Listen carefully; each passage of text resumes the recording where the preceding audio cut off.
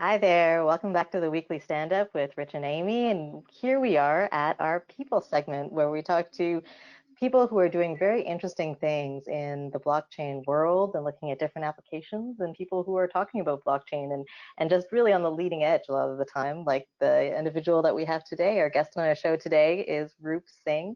He is a technology strategist and blockchain educator. And we are delighted to have you on the show today, Roop.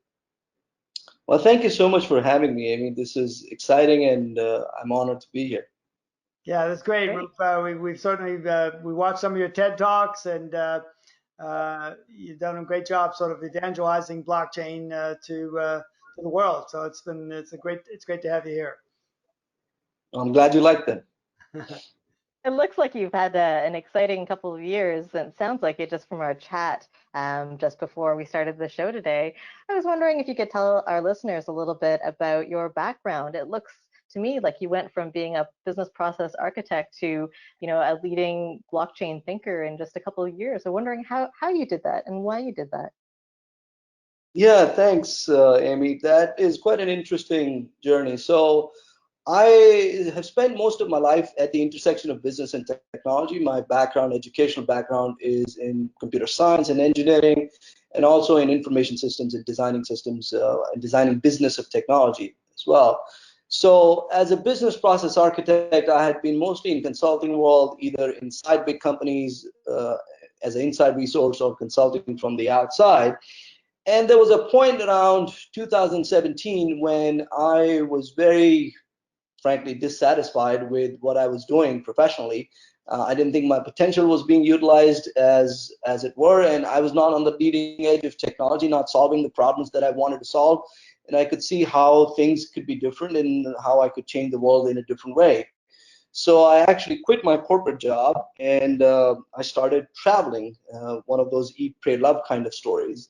So I traveled for a few months. In fact, went to Thailand and India, where I'm originally from, and a few other places in the world. And during that time, some things started percolating, and I had been in blockchain already at that time, but not professionally. I had been just curious about it and been reading about it. So there was a phase there when some of my friends were into it as well, and I got more interested. I started reading everything there was to read, whatever of it there was at that time, and looked at a lot of books, read probably 200 white papers, all the new projects coming out at that time, and started understanding it for myself. And one day it clicked that this is really powerful. It can be really transformative, and the world can be imagined in a very different way than we live today. And that's what sort of encouraged me to go deeper and deeper. And as I found, it was not just understanding technology. There were multiple disciplines to understand the transformative impact of what blockchain could have on the world. So one had to understand business strategy and innovation and disruption and economics and technology and ecosystem design and business models and consumer behavior to really get the crux of what this powerful potential could manifest into. So that's a high level picture of where I started going. And then I started developing my own courses in it. One thing led to another. There was an opportunity to give a TEDx talk. So that sort of propelled me further into it. Then I developed this course called Blockchain Strategy for Business Leaders. And I started teaching that at business schools as executive education, and also taking the same course in a shorter format inside companies, and helping executives understand the potential risks and benefits, and helping them carve out a plan to get to from awareness and curiosity to actual use cases and then business models behind blockchain-based technology. So that's how the journey evolved. I really like that, Roop. Thanks very much for sharing that. And it is, a combination of understanding many, many different, facets to this that you have to bring to the table. And, I know that you're an expert on all of those things now. And, I was wondering just as a follow-up question, it's one of those things where you need a lot of different people and a lot of different forces sort of moving together at the same time. Do you think that one person can have an impact on sort of the world's adoption in this space? That's a powerful question. So I don't think of myself as an expert on anything. I'm a constant learner, and that's the orientation I come from, because you have to start fresh every day. Can one person have an impact? Yeah, absolutely. I believe in the power of an individual thought and an individual mind. Uh, each of us could influence people around us to have a collective impact, for sure. And I think that's how this space has been. We initially, I don't know how long you've been into the space. Initially, you would have found that there were very few people who would even believe in it. Even now, when I talk or teach, I meet a lot of skeptics. So initially, we used to look for people who sort of would get it, and who would, you could look at them and say, oh yeah, you're one of us. We feel that. There is something here. I can't really put a finger. I don't know exactly how it's going to turn out, but there is definitely something here. I mean, those were the early days. And from that belief came this entire manifestation that we're looking at today. And this is just the beginning in my mind. This is, to me, we are in the second phase of evolution of blockchain in general as a technology, and still we are in the early stages. Absolutely. Yeah, we see that too, Roop, is that, this is such a significant technology, but in many ways, it's like the early days of the internet. I mean, everybody knew how powerful the internet was going to be, and yet its early days didn't actually deliver on very much until people got it all figured out. So I think, blockchain is that same thing. It's starting to get some traction now, and that's what I wanted to focus on and get your thinking on is. So, Amy and I, as we spoke earlier, we tend to focus on the commercial and industrial uses of blockchain, not so much the cryptocurrency aspects of it. And so we've had people on the show in the past, from the manufacturing side, doing supply chain tracking with blockchain, or doing provenance for like professors and, in the education space, or doctors in the healthcare space. We've talked to people in the finance world on the payment side from MasterCard, and from Northern Trust on the banking side, government for identity management, things like that. But we haven't really spoken much about the one of your TED topics, the tokenization of real world assets, and how that lends itself to the blockchain space, and maybe some examples of that. So if you could just take us through a little bit about what that means. I think most of our listeners understand the fundamentals of blockchain, but maybe a little bit about tokenization, and then some examples of how you're seeing that being used today. Great, yeah. So tokenization to me is creating a digital and a cryptographically secure blockchain-based representation of an asset, and we'll discuss what an asset could be. Okay. That is a physical asset or even already a digital asset, and creating a blockchain-based representation of it is what I would call tokenization. Okay. So let's take some examples. My viewpoint is everything on this planet, be it physical or digital, that we consider valuable. Now that's up to in the eyes of the beholder, as I say in the talk. What you and I consider valuable as an asset would eventually be tokenized. So think about it. The chair that you're sitting in, the buildings that we are in, the cars, the parking lots, the fridge, the toaster, all of these eventually, and they almost are already, being tokenized in that sense. And then let's look at the digital side. Everything about our identity, our digital identity, is being tokenized. Our physical identity, right down to our holograms and our DNA data, are being tokenized, meaning made into blockchain-based, cryptographically secure digital assets that could then be traded on secondary exchanges or on a peer-to-peer type exchange. Right. So that's the future that I see. Now, taking some examples of what's happening, there's quite a few interesting things. I think this digital asset space has just exploded in the last 1 year. If you look in the macrocosm of the blockchain ecosystem, this is one space, and identity being the other, that's gotten the most momentum in the last 1 year or so. And there are a few reasons for that. Yeah, so, right. Now let's take some examples. these are some of the ones that discuss in the talk as well.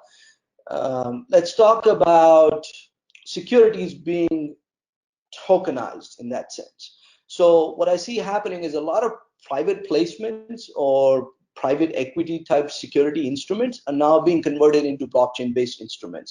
So, and we've already seen bonds being converted into blockchain-based bonds, like I-bonds, like the World Bank did, or even, right, or some other private companies have done that.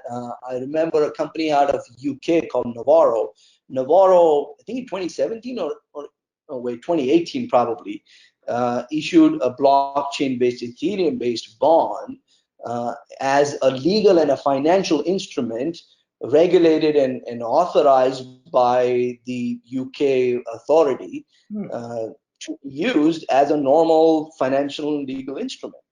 And that's an amazing innovation. So securities and that class of assets being tokenized is one direction. Right. The other one that I see happening is the real estate assets. Mm-hmm. So taking real estate like an iconic hotel or even a new project that a developer might be developing and issuing real estate tokens for investors to invest. And they could then, after perhaps a 1-year lock-in period, they could sell their investment in a secondary real estate token exchange, so they can unlock those funds. See, liquidity or lack thereof is a huge issue in real estate investment. Once you lock in your funds, maybe 5 years, 8 years, who knows, depending on the project, they're locked in. So this allows for that liquidity, and it allows for even riskier or alternative type investments to come in from much more retail type investors, not just accredited investors. Right. So one of the news that you might have seen recently, SEC has now changed the definition of what they call an accredited investor. It's still being fleshed out completely, but we're moving away from this idea that only somebody who has $1 million in assets or X amount of income would be considered an investor. So what that means is, as we are tokenizing assets or creating new instruments, there's a whole population of retail investors who are coming in wanting to join that game, so to say. So this is allowing for democratization on one, to access to capital, and two, access to wealth producing assets. Does that help? Yeah, that's good. That's good. I think that is the whole idea, the notion of being not just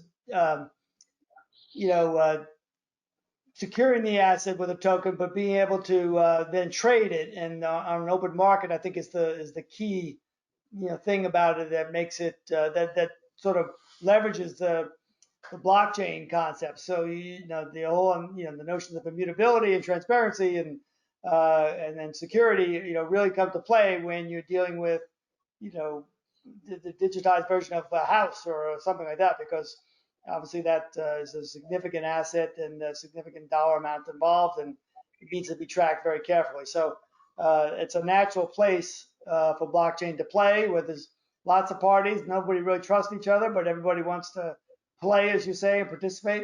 So, but I guess the question I would have for something like that for real estate, does there need to be some regulatory oversight in that to make sure that the house that you think you're investing in actually still exists and it's still owned by the people that said they own it? And I mean, how do you go about linking the physical world back to the digital world in that kind of a case? Yeah, no, that's a fair point, and I think you will see that we will eventually get to that place where there will be a balance of regulatory oversight. I mean, the way I look at these things, at one point, we humans did not know how to fly airplanes, and look at the era that we live now. So as we develop those capabilities, we will develop the rules of the road. We will develop the way we can prove certain things, and it may not be a quantum leap in a month, but it may take a little increments of change over time for that to happen. And so if you look specifically in real estate, I think there are two elements to it. One is the real estate process of selling and buying real estate globally. I think there is a lot of blockchain-based use cases that are being developed in that space. And then secondarily, as real estate tokens, which are mostly for investment purposes. So I think there'll be onus on the issuer to prove that these are real properties that are being developed and not some shams that people are investing into, for sure. Yeah, yeah. Yeah. I know, Amy, you had some questions sort of about where's blockchain going from here? Well, yeah, and Roop, I always appreciate the anthropological perspective that you tend to bring into conversations and looking at, how humanity has developed. I was wondering at this point in time, when you're having your conversations, a couple questions. When you're having your conversations, you find that they've evolved, I think. Do you still get any pushback, or are you surprised by any reactions you get these days when you educate on blockchain or when you're asked about blockchain? And then I guess the second part to my question would be, where do you think it's going to go from here? Right. So I'm surprised all the time. There is still quite a bit of skepticism, and in some cases, justifiably so. And we'll get into the reasons why there is. As you can see, I mean, we started talking about this, 12 years ago, right? Since the advent of Bitcoin, but more like, let's say 7, 8 years for the mainstream discussion on blockchain. So if you look at that time frame, it's nothing, as compared to other technologies. At the same time, we've seen a lot of acceleration. If you look at how long did it take for the internet to get adopted versus how long did it take for mobile or smartphones to get adopted, and then how long did it take for apps to get adopted. So we are definitely shrinking that time. But this is a foundational technology, much in the way of how internet was. So I think people are still figuring out how best to use it. And one of the biggest challenges is figuring out business models. Until we figure that out, it's hard to make an economic model and a financial and a revenue model to explain why we should have a particular use case in blockchain and not just how. I think a lot of the conversations that I end up in are focused on how, which frankly are easier conversations in my mind, being a technologist. If you have the money and the resources, the skilled people, you can solve the how. It's the why that becomes the more difficult and more you have to take your bets. It's a strategy, depending on what the competition is doing, depending on where the consumer behavior is going to go, depending on how quickly or slowly the technology is maturing. The why becomes the more interesting question in my mind, and that's where we help people understand to look at different use cases, but then decide which one do they really want to develop. So we've developed some models on, okay, there is a use case. Should it be a blockchain use case or not? How do you even decide that question? And then if the answer is yes, should you develop it now as the leader in this space, or should you wait for somebody else to develop adjacencies around it so the ecosystem is ready and then you can get into it? So these are the questions that are still being determined. Yeah, and I think following up on that, when we talked earlier, I was asking about, some of my customers are saying, hey, look, blockchain looks great, but it seems to be taking a while to go. As you said, it's evolving, but not as fast as some people thought. I think you have a book coming out that talks about that. Is that right? Yeah, sure. So this is the first time we're announcing the book. The title is called Profit. Yeah, thank you. It's called Profit. Yeah, go ahead. We're excited. Yeah, it's called Profits in Chaos: Blockchain Strategy to Sow and Survive Disruption. And that's profit spelled like the evangelist prophet, not the prophet as in prophet. Right. Yep. Right. So think of prophets as oracles, where we learn from through history. Yep. Interesting. Yeah. So, great title. Yeah, thank you. It could be, Prophets in Chaos could be a song or an album somewhere. You better trademark that quickly. Yeah. Yeah. So, when I started writing the book, one of the things that I had to question myself is, why am I writing the book? As we said, there are plenty of books out there. There are plenty of articles and speeches and TED Talks, etc., talking about the potential of blockchain. But then when I have these conversations with executives or students or marketers and lawyers, we're not there yet. So what's the missing piece? Why is that the case? So I came up with a few reasons of why I should write the book.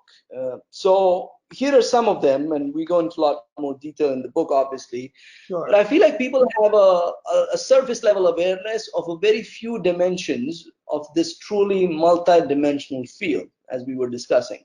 So you got to appreciate all of those to even come up with a cohesive mindset and a cohesive strategy to execute.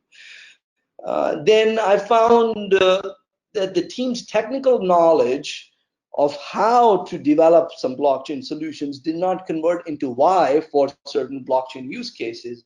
And without that why, executives were left grasping for reasons why they should invest time, effort, energy into it, apart from, well, the other kid is doing it too. Yeah. Yeah. Yeah. That is the challenge. Right.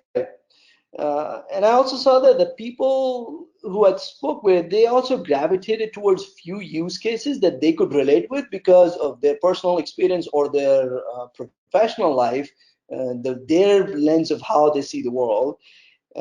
And there were very few use cases. The challenge here is blockchain is a foundational technology with a spectrum of use cases across the board. And I didn't see anywhere that in-depth level of understanding and that sort of meta view of, well, if with this technology we could do this, this, and the other. It's in the same way. It's the same internet that we are using to have this call now, and the same internet we use to send pictures and videos and play video games and watch movies and get our groceries delivered. It's the same internet. There's no difference. Right? It's such a foundational technology. So I think that appreciation is not really there. And then talking about skeptics, there was quite a bit of skepticism, and a lot of times I found that there are few fundamental intellectual hurdles that people were stuck into. And once they could jump those intellectual hurdles, they'll start to see the red pill. Once they take the red pill, they'll see a different world. But yeah, but till they jump those intellectual hurdles, you would end up in the same sort of conversations over and over again. Right? So one of them was, people are still stuck in viewing the current state of the world the way it is, not imagining how this current state would become obsolete, and then there would be a future state that would look quite different from this one. So that just led them to stay in the little corner that they have, looking at how things work today. The other one was, there are a lot of skeptics online, even speakers, who used a lot of word jujitsu to make an apples to airplane comparison, further confusing an earnest learner in the blockchain space. So I thought that some clarity is needed. Oh, good. So Good. I hope that. We look forward to reading that book. When is it coming out, Roop? It's planned to be released at the end of October, and you can go on my company's website, intuitfactory.com, and you can sign up for pre-release updates and find out when it's released on Amazon and on Ingram Spark. Well, that sounds great. We look forward to that. I'm going to have to wrap us up here. It's been great talking with you, Roop. Thank you so much. You got some great insights there, and I'm sure we're going to be hearing about you more as blockchain continues to, wash over all of us here and change the world. So, look forward to it. Hopefully I'll get your book when it comes out, and we'll get you back on the show at some point in the future. Well, thank you for having me, Rich and Amy. This has been a fun and interesting conversation, and I hope to be back soon. Very good. Excellent. Thank you, Roop. All right, take care. All right, bye-bye. You too. Thank you. Bye-bye.